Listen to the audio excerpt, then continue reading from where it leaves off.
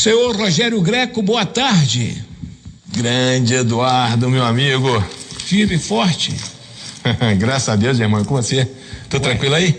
Eu já não tenho aquele tanto de cabelo que eu tinha quando eu te conheci 30 anos atrás em Betim. Você tinha até trança, pô. E pela foto sua aqui no Zap, você não tá tão bonito quanto era naquela época. É verdade. Eu lembro que eu fui É verdade, o tempo passou, vezes, irmão. Eu fui ao fórum as 3 vezes, o senhor parava o trânsito quando entrava e saía. Agora eu olhei e falei,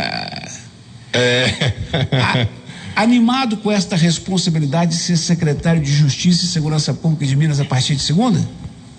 Eduardo, animado, né? Tem muita coisa bacana para fazer, tem muito projeto legal, tem muita coisa a consertar, na verdade, né? A segurança pública foi destruída nesses últimos governos. Então a gente viu a desvalorização da polícia, a desvalorização do sistema prisional, hoje dos policiais penais, tem muita coisa pra gente ver. E assim, são coisas graves, importantes e que, se a gente tiver boa vontade, a gente vai resolver, se Deus quiser. O dinheiro tá difícil. Tem outro jeito de valorizar o policial?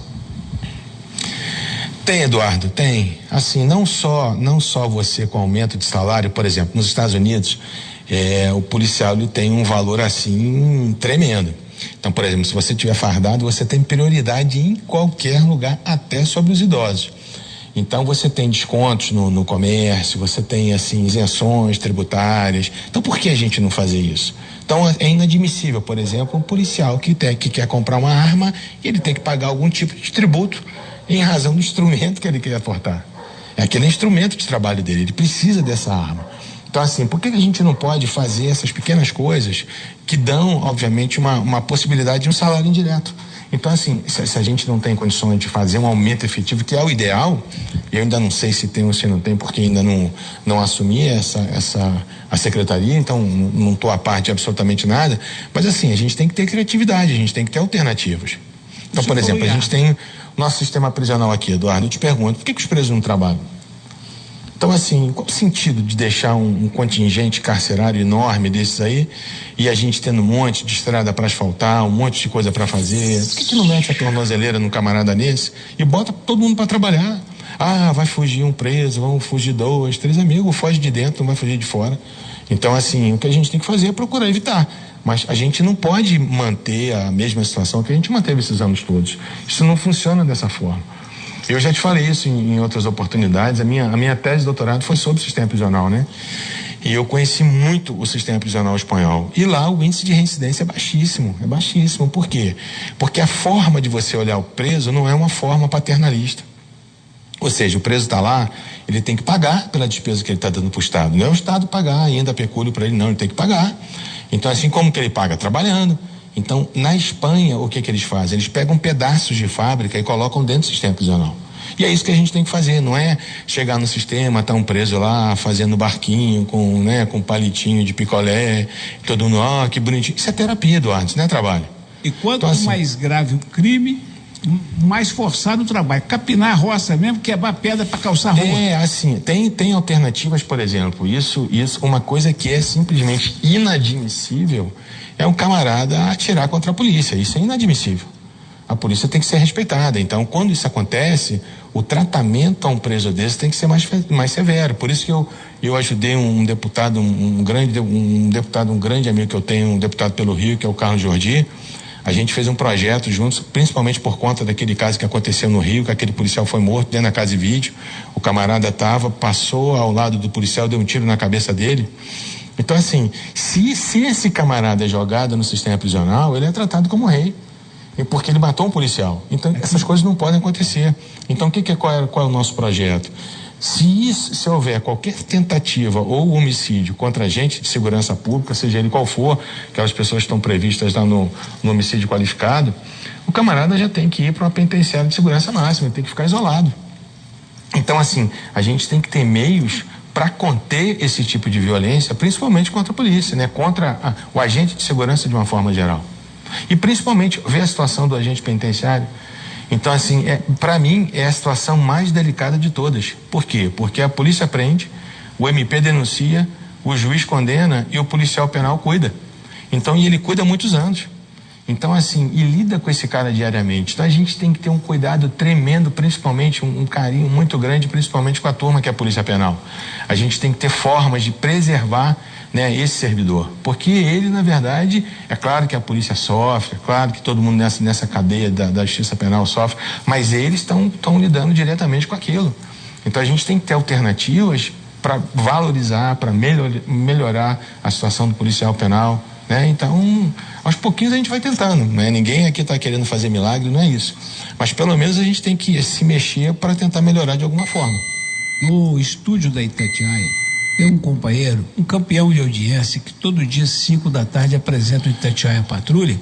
Eu tô achando que ele tá gostando da prosa sua. Ô, Renato Tios Neto, eu não falei com você que o homem era bom? Boa tarde. Boa tarde, Eduardo Costa. Boa tarde, novo secretário Rogério Greco. Um prazer conversar com o senhor. Prazer é todo meu. Secretário, o senhor está falando... Ainda não. Depois da nomeação. A partir do dia 1º, né, Rogério Greco, professor? É só Rogério, O senhor está falando do sistema prisional, e eu digo muito no Itatiaia Patrulha que hoje o sistema prisional, infelizmente, se tornou um escritório do crime, principalmente devido ao acesso de celulares, né? Sim, sequestros, assassinatos, comandados de dentro da cadeia, crime organizado, PCC. Qual a gente fala muito sobre a questão do bloqueador de celulares, por que não é implantado? Qual é a sua, o que o senhor pensa sobre essa questão? Não, assim, com certeza absoluta, ainda é crime, né? Então o que a gente tem que ver é fazer uma varredura, fazer um conhecimento geral do que está acontecendo em cada unidade prisional para ver qual a providência a ser adotada. Às vezes a gente pode ter, em algumas situações, providências simples, né? Como, por exemplo, você não ter uma energia elétrica dentro da cela, que ele possa ter acesso através de um carregador. Então, cada unidade a gente tem que ver, a gente tem que verificar realmente essa situação dos bloqueadores, se tem ponto cego, se não tem. Então, assim, mas que é um absurdo, e eu vou te falar mais. Eu não conheço nenhuma, eu particularmente, pode ser até que você conheça com a sua experiência, mas eu particularmente não conheço nenhuma facção criminosa que não tenha sido criada dentro do sistema prisional. Então, a propósito, todas as facções criminosas que eu conheço no Brasil foram criadas dentro do sistema prisional. Isso quer dizer o quê, Eduardo? Que o sinal vermelho já está ligado há muito tempo e a gente não se preocupa com isso. Então o sistema prisional, ele merece um tratamento diferenciado, com certeza absoluta. A propósito, o senhor está falando em valorizar o agente, mas o senhor também tem um recado claro em relação à corrupção. Não, isso aí é a vergonha das vergonhas, né? E o Brasil tá do jeito que tá por conta desses vagabundos corruptos aí, sem vergonha, que tomaram conta do país, essa cambada de canalha. E é isso, a gente está nessa situação. A culpa é exclusiva deles, porque se a gente... Então, tanto é que todo mundo quer esses camaradas não conseguem cuidar do que... Quer dizer, então, senhor secretário, seu futuro secretário, contra a corrupção, tolerância zero. Zeríssimo. Inclusive quando eu conversei com o governador, quando eu recebi o convite do governador, são 2 metas aqui, não só do governo, mas minhas pessoais também. Que a primeira é o combate à corrupção, a segunda é o combate a essas organizações criminosas, né, principalmente as transnacionais, a exemplo do PCC, e paralelo a isso também, de uma forma conjunta, o sistema prisional. Então, se a gente conseguir resolver, fazer alguma coisa nessas 3 áreas, já vai estar muito bom. Relatão. Secretário, pelo o perfil do senhor nas redes sociais, o senhor é o que a gente chama aí de faca na caveira, né? Tem esse perfil operacional, linha de frente. Sim. O senhor vai ser visto em operações na rua mesmo, junto com a tropa, junto com a Polícia Civil e outra. O senhor também vai fortalecer esse policiamento especializado, né? CORE da Polícia Civil, Rotana, PM, GER, BOP. Com certeza absoluta. Uma das minhas metas aí prioritárias inclusive, não conversei com o governador Zema e tal, mas a gente tem que melhorar muito a estrutura, principalmente dessas unidades especiais. A CORE merece um lugar digno para trabalhar, ela está num lugar muito complicado, muito ruim. Então a missão nossa também é procurar os imóveis que aqui o governo tem disponíveis, tentar alocar de uma forma digna, entendeu? Então, assim, fazer muitos cursos, né, de instrução para a tropa. Eu, graças a Deus, eu faço preleções no Brasil inteiro, tenho amigos da polícia do Brasil inteiro, e todo mundo já, quando teve essa notícia, né, já disponibilizou de vir para cá, para Minas, de estar dando força aqui. E assim, se Deus quiser, né, a gente quer eu pretendo, da minha parte, fazer esse estado aqui como modelo, né, de segurança pública. Se eu vou conseguir ou não, é outro problema. Mas que a gente entra com essa missão, sim. Doutor Rogério, algo que não nos une. Eu sou contra, mas respeito a sua posição a favor. Quem quiser comprar arma, o senhor vai ajudar, vai facilitar. Assim, se dependesse de mim, sim, né? Não depende de mim, né? Mas eu acho que as pessoas têm o direito de se armar. Então, eu tenho direito de me defender, Eduardo. Eu posso, assim, quando as pessoas discutem a coisa do desarmamento ou do armamento, é interessante que parece que o armamento é uma coisa obrigatória. Então, assim, o fato das pessoas poderem ter uma arma, isso não quer dizer que todo mundo vai ter. Se você não gosta, Eduardo, eu te respeito 100%. Então, assim, mas eu acho que se você está na tua casa, se você está com a sua família, né, você está longe, né, de uma viatura policial, e de repente você vê um camarada pulando o muro da sua residência, 1, 2, 3 camaradas, eu acho que você tem o direito de se defender. E se você estiver armado, você vai se defender. Porque o bandido é covarde, Eduardo. Ele procura a situação mais fácil. Então, a partir do momento que ele ouviu o primeiro pipoco, eu quero saber se vai ficar alguém dentro da sua casa. Agora, mas vai ser uma política do governo de Minas ou é uma posição mais pessoal sua? Essa questão não é nem estadual. Assim, eu pensei que vocês estivessem perguntando a minha opinião pessoal, né? Isso não tem nada a ver e nem posso ter esse tipo de política aqui. Essa é uma política do governo federal. Então, assim, vocês me perguntaram com relação à faca na caveira, se eu gosto de armas. Eu estou dizendo a minha opinião pessoal, assim, não é a posição do governo de Minas. Não tem nem condições disso, porque isso não é uma legislação estadual.